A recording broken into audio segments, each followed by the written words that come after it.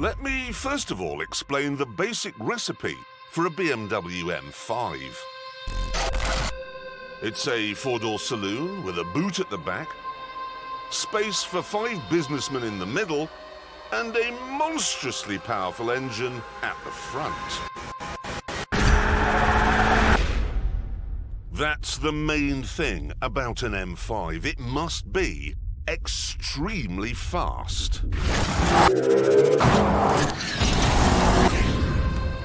And this one, they say, is the fastest ever.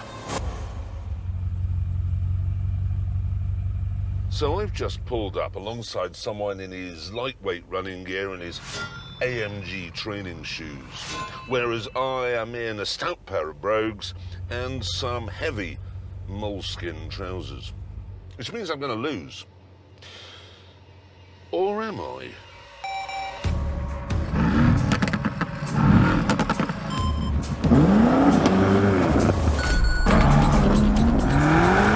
Oh, that hurts. That was 0 to 60 in 3 seconds. I can't go back forward. That's 100 miles an hour in about 7 seconds. 120. 30 miles an hour as I cross the line. It is unbelievable that. The cheap, heavy, four-door saloon just beat the sports car. That's an M5's job. On the face of it, then, the new version seems to tick all the important M5 boxes. It's sensible, and thanks to 592 horsepower, it is Ferrari fast. But what about the turbochargers and the automatic gearbox? And what about the all-wheel drive system? Does all that mean it's no longer capable of being a swivel-eyed lunatic? No, not really.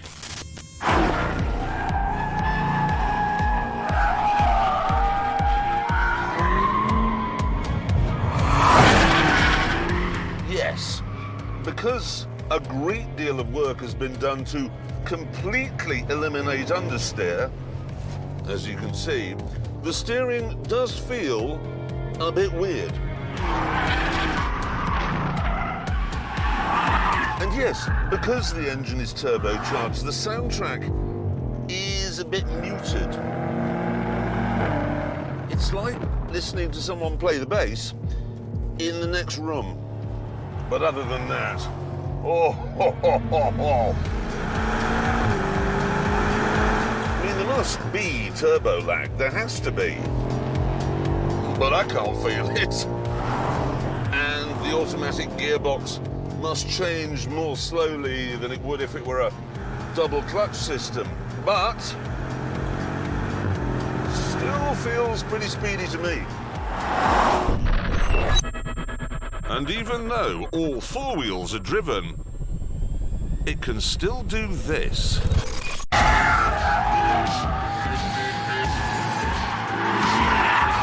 Holy shit. If you want it to do this all the time, you can actually turn off the 4-wheel drive system. Seriously, you can turn it off. Just have it in rear drive only. Behave like a complete yobbo. Yeah! And that's just the start of the M5's adaptability. You can choose how much traction control you'd like.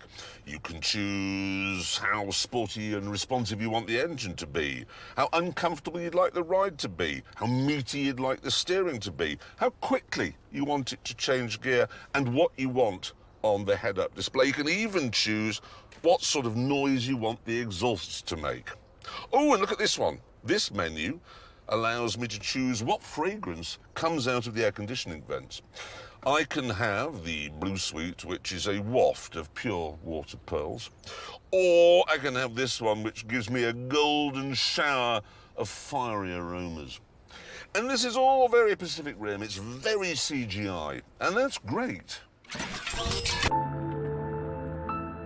But the truth of the matter is that the 50-something businessman who'll buy this car will never change the fragrance setting or any of the other stuff. He'll put it in four-wheel drive comfort mode on day one and leave it there forever.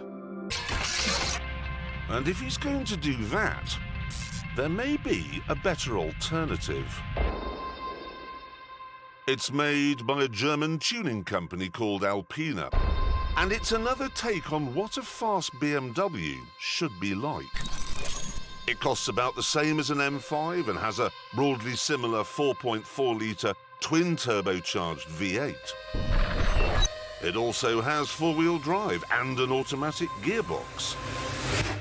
However, this car was not developed at a racetrack. The boss of Alpina says if you engineer a car to be good at the Nürburgring, it won't be any good on the road. And he may have a point on that.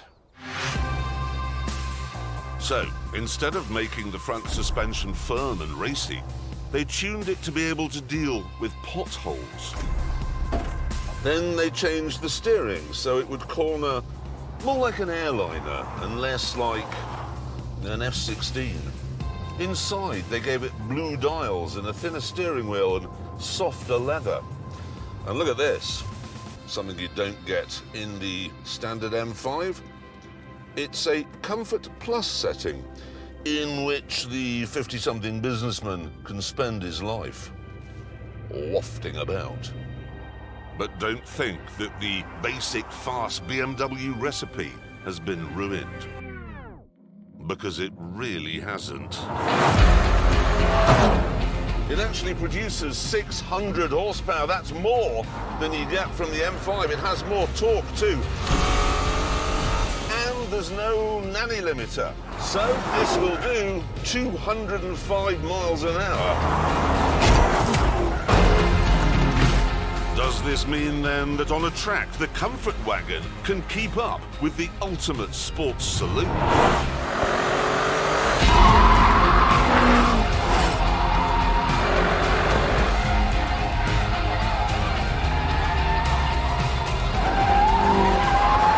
Well, even though it was fun finding out.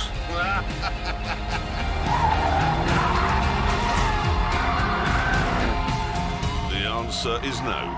Not quite. The M5 is tauter, more nailed down, more on it somehow. So, on a track, make no mistake, the M5 will pull away. In fact, it is doing. We're both cats, it's just that he's a cheetah and I'm a lion. If then you care about shaving tenths of a second off your lap time at a racetrack, you're better off with an M5. But for going home on the M4 in the real world, which is what I'm about to do, I'd rather use the Alpina. So I shall.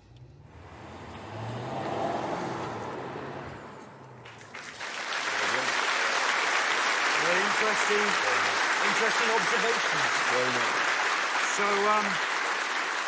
So after all of that, you would have the worst car?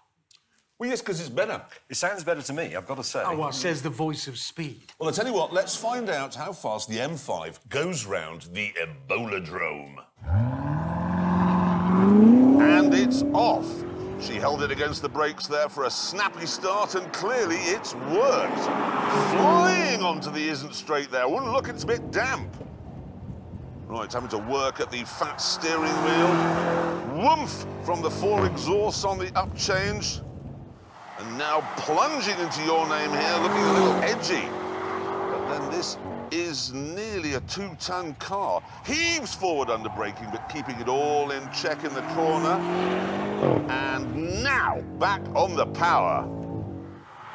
Spooling up both turbos for the fast return run. Looking good. Ooh, dabbing off a bit of speed at the midpoint. And ready? Yep, really hard on the brakes for old lady's house. This is where understeer will show itself. But no, looking tidy, not bad. for such a heifer. Taking no prisoners on the Blaster substation, torturing the Pirellis through there, just field a sheep to go, tidy through there and across the line. It looks quick, but it looks like it's heavy. It looks heavy.